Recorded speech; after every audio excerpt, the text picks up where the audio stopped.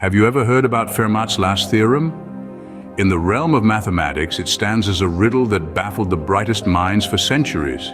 Picture this: no three positive integers a, b, and c can fulfill the equation r to the power of n plus b to the power of n equals c to the power of n for any integer value of n greater than 2. A concept so simple, yet so complex. This seemingly simple statement ignited a mathematical saga spanning over 350 years.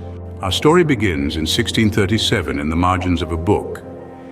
The book was a copy of Arithmetica, and the man scribbling in the margins was Pierre de Fermat.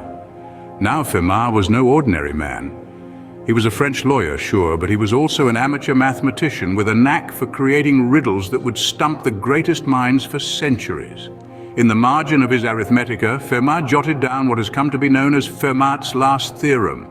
He claimed that there were no three positive integers, a, b, and c, that could satisfy the equation, a circumflex n plus b circumflex n equals sine c circumflex n for any integer value of n greater than 2. Fermat teased the world with the claim that he had a proof for this theorem, but that it was too large to fit in the margin of the book. And so, the world was left with a mystery, a theorem without a proof, a mathematical cliffhanger. Generations of mathematicians took up the gauntlet thrown down by Fermat.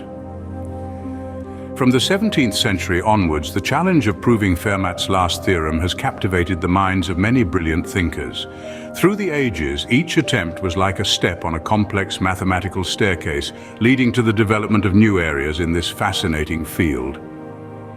In the 18th century, we saw mathematicians like Euler and Legendre make significant strides, contributing to number theory and shaping it as we know it today. Skipping ahead to the 19th century, the likes of Kummer, Dedekind, and others further deepened our understanding of algebraic numbers and ideals. The 20th century ushered in a new wave of attempts, with luminaries such as Frey, Serre, and Ribet, bringing us tantalizingly close to the solution. They invented new tools and concepts, adding layers to the rich tapestry of mathematical knowledge. Despite all these efforts, Fermat's last theorem remained an unsolved puzzle. Enter Andrew Wiles, a quiet English mathematician with a childhood dream. This dream wasn't about flying to the moon or becoming a rock star. No, his dream was to prove Fermat's last theorem, a theorem that had perplexed the greatest mathematical minds for over 3 centuries. As a child, Wiles was fascinated by the simplicity and the audacity of Fermat's claim. He decided that he would be the one to prove it. This wasn't a passing fancy, a childhood whim. This was a dedication that would consume 7 years of his life. In the heart of his pursuit, Wiles faced a daunting challenge. His initial proof, presented with great anticipation, was found to be flawed. The dream he had nurtured since childhood seemed to slip through his fingers. But Wiles was not one to give up. He returned to his work, determined to find the missing piece. In this, he was not alone. Richard Taylor, his former student, stood by him. Together, they delved back into the complex world of elliptic curves and modular forms. They toiled, tested, and tweaked. And then, in an almost poetic twist, they found the key in a variant of the very tool that had led to the initial flaw. In 1994, more than 350 years after Fermat's scribble in the margin, Wiles finally proved Fermat's last theorem. A childhood dream fulfilled, a centuries-old mystery solved, and a testament to the enduring power of perseverance. So why does Fermat's last theorem matter? Well, beyond the thrill of the chase and the satisfaction of a mystery finally solved, the theorem's lasting legacy lies in its influence on mathematics itself.